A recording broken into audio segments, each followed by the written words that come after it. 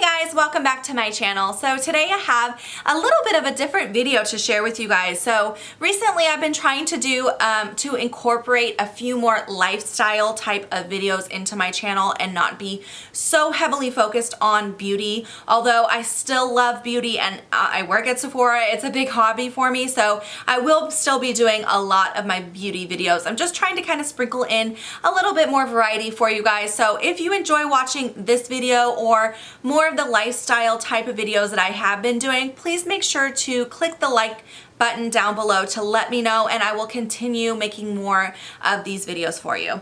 By the way, please ignore the swatches on my hand. I just finished filming my gratis haul, which I will link above for you guys in case you're interested in watching that one as well. So as I was saying, I am trying to do more lifestyle videos, and today's video is going to be all about my Audible and what books I've been enjoying. So this summer we did take a very long road trip. We drove to Idaho from the Seattle area. We drove over to Idaho for a family reunion, and then we continued on all the way over to Yellowstone, spent a few days there, and ended up driving all the way back to Seattle from there. So that road trip was a very long road trip, and I had a lot of time during that trip. While we were there too, it was kind of a calmer, quieter trip. So we had a lot of downtime, and I listened a lot to my Audible and a lot of audiobooks.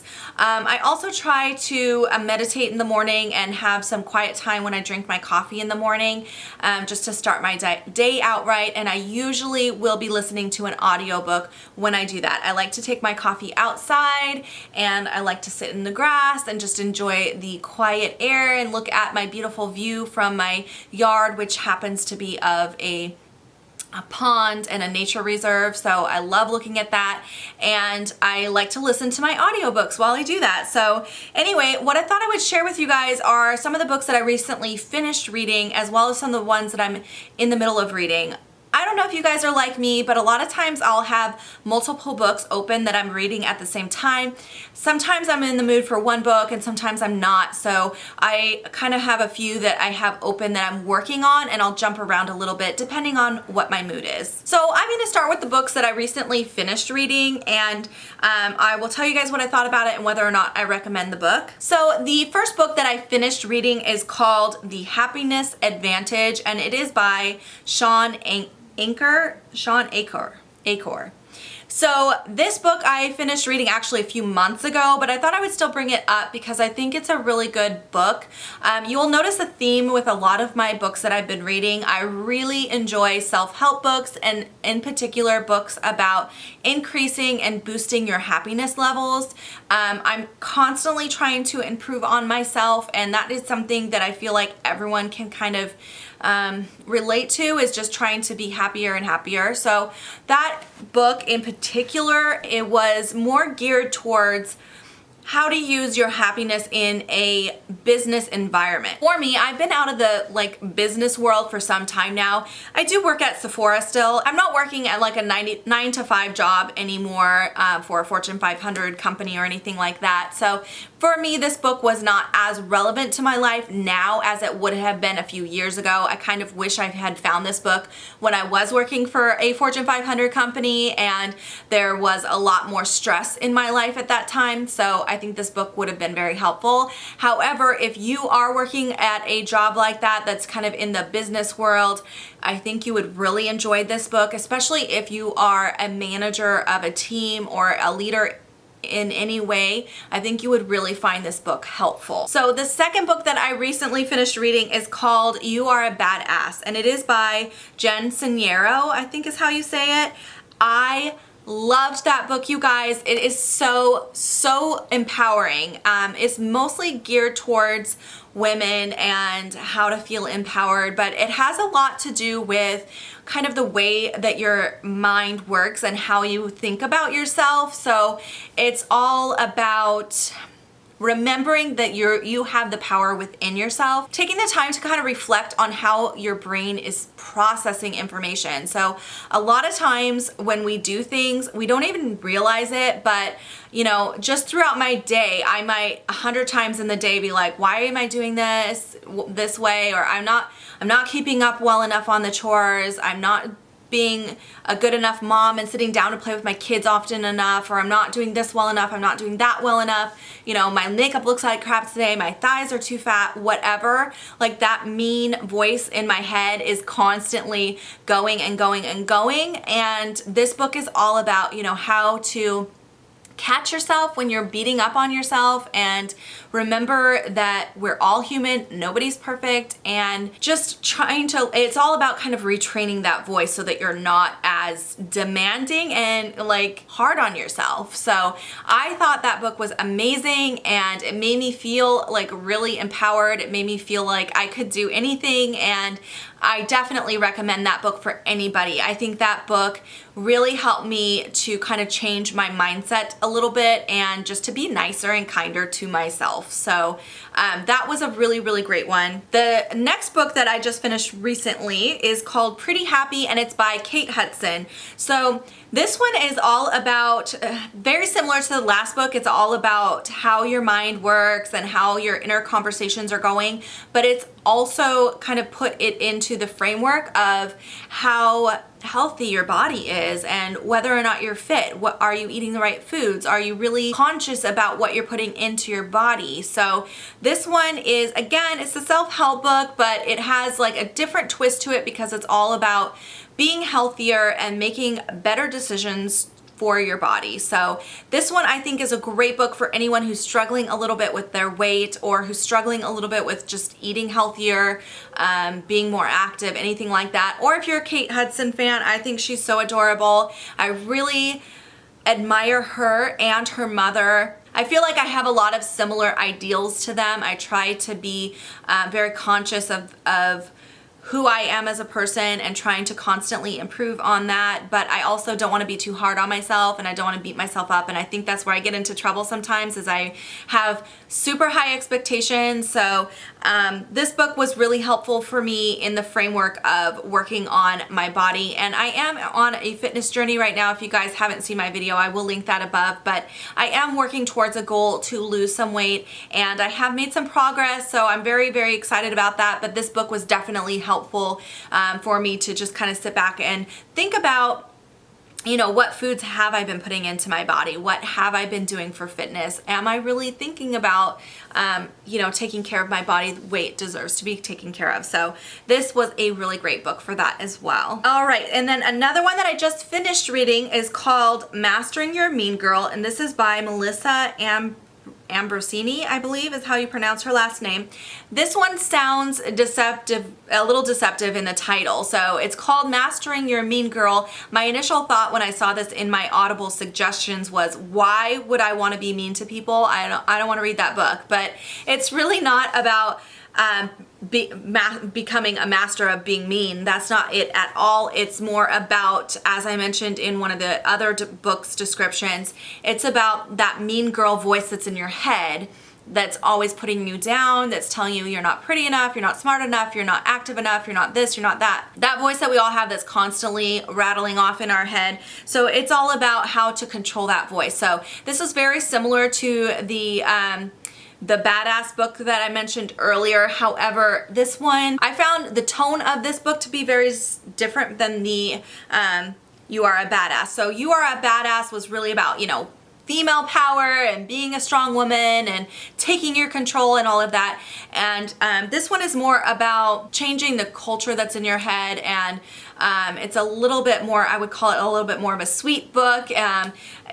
It really does dissect every little bit of your life and talk to you about ways that you can improve things, and just ways that you can kind of shift your whole mindset to not beat up on yourself quite so much. So I really did enjoy that book, and I do recommend that one as well. The next one is called Think and Grow Rich by Napoleon Hill. You guys, this book might sound familiar to you. This book is a very popular book. It's been around for a very long time. I believe it was written like 1918 or something like that. So this is obviously a much older book, but I feel like it has so many powerful messages that relate so much to our culture now. Some of the stories and stuff feel a little bit hard to connect with because they are a little bit outdated, but the basis of the book is a great book.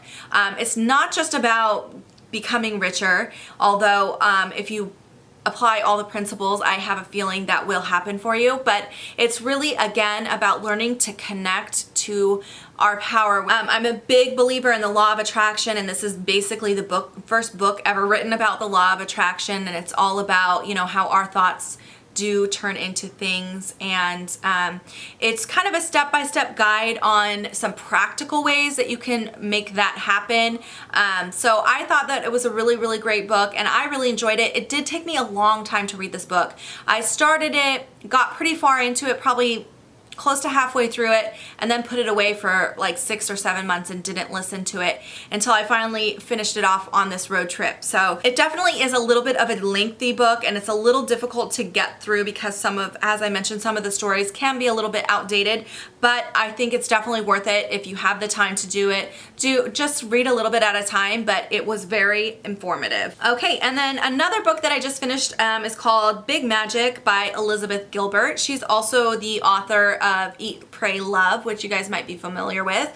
I did read that book several years ago and enjoyed it a lot. So I saw this come up on my recommendation feed from Audible, and I was curious because I did really enjoy her previous book, as I mentioned. So I did go ahead and get it and listen to it. So this one is very different than everything else I talked about. This one is not so much about the law of attraction. In fact, she a couple times mentions the law of attraction as being kind of unrealistic. So, which, you know, everyone is entitled to their own opinion. I don't think the law of attraction is right for everybody. However, it's something that I definitely believe in. But this book was a lot more about how to be a creative person and how to kind of connect with your own creativity. So obviously, being a YouTuber, I do have a little bit of a creative outlet. That is kind of my only creative outlet. I don't really write. I don't really do any arts of any other kind other than my makeup artistry, and then of course YouTube. So anyway, I kind of applied her thought processes to my YouTube, so I was thinking of it in that way as I was listening to the Audible book. But I found it to be an interesting book, not one that I would probably read again. However, I think if you are a writer or a I don't know, a painter or a musician, or if you work in the art world in any way, you might really enjoy this book. So those are all the books that I've finished, and now I'm going to quickly talk about a few books that I'm currently reading and let you know what I think about it, how far into it I am, and all of that. So the first one is called Happier at Home. That one is by Gretchen Rubin. She also wrote The Happiness Project, which I read a couple years ago and really enjoyed. So this is the second book in that Happiness Project kind of, I don't know, installment, I guess. So this one is, she's kind of, in the first book, she kind of took a year long to try to figure out how to be happier, and each month she dedicated to a portion of her life to be happier in that portion of her life. So, you know, 1 month might be about her kids, 1 month about her relationship with her husband. She took like a month to be more organized and clean, things like that. So this one is just her kind of refining and fine-tuning those projects. So she doesn't specifically do like a year-long event this time. I don't believe she does. Maybe she is, but she it's just kind of fine-tuning things in this book. And so far I'm only about a quarter of the way through this book, and I'm enjoying it. There's some really good stories and some insights in this book. I feel like her first book was a little bit more inspiring so far, but so far I'm enjoying it. Another book that I'm working on reading right now is called Earthing. It is a very long book. It's like 9 hours long, and I'm about 7 hours into it right now, so I'm getting close to done, but I still have a couple hours to go of listening on this. But this is called Earthing, and it's by Clinton Ober and Stephen Sinatra. So it is all about earthing and grounding. I don't know if you guys are familiar with those terms, but essentially what earthing is, it's basically, it's sort of a newer concept in alternative medicine, but essentially the researchers have found that if you come into contact directly with the ground and your body, whether it's through your feet or your hands or just sitting on a blanket on the ground or whatever, that direct contact allows the energies that are stored in the earth to pass through to your own body. So sounds a little hokey, I know you guys, but grounding is supposed to have a lot of health benefits. Essentially, the Earth's surface has a lot of negatively charged electrons, and those electrons are passed through your body when you come in direct contact with the Earth. And then inflammation that is in your body is basically made up of positively charged neutrons. So when these negatively charged neutrons are absorbed into your body, they can help to neutralize the positively charged neutrons, which then essentially reduces inflammation. And inflammation causes so many diseases, you guys. If you look it up online, there's so many diseases caused by inflammation, including eczema, psoriasis, arthritis, some heart diseases. There's just so many things that could go on forever and ever, but this book is all about, they talk about all the different studies that they've been doing, and they give specific, they talk about the results that they got from those studies. So they'll tell you what the statistics are from each study, how many of their control groups saw improvement, and how many people who actually were doing the earthing were seeing improvement.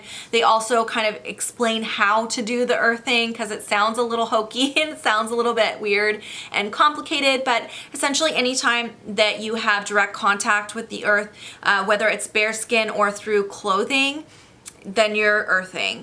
If you have shoes on, it does not work because rubber is non-conductive, so the electricity from the earth can't actually pass into your body through rubber. Also, if you're standing on pavement, that also is non-conductive. So anyway, if you want to know more about earthing, it's very long and kind of complicated subject. You can just do a YouTube search. There's a lot of videos on YouTube about earthing and grounding, it's also called. So if you're interested in more about that, go ahead and do a search and you guys can see more. But I've been, this is a newly found idea for me, and I've been trying it out and so far really enjoying my results. Okay, and then the last book that I'm currently working through is called The Confidence Gap, and it is by Russ Harris and Stephen Hay. So this I just started. I'm only about 20 minutes into it, so I really don't know a lot about it yet.